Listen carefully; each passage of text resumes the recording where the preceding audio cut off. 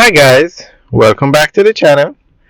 Today we are driving into Santa Cruz. We are going to give you a tour of Santa Cruz in St. Elizabeth, Jamaica. Now Santa Cruz is the largest town in St. Elizabeth. However, it's not the capital. The capital is Black River. But Santa Cruz is along the main road.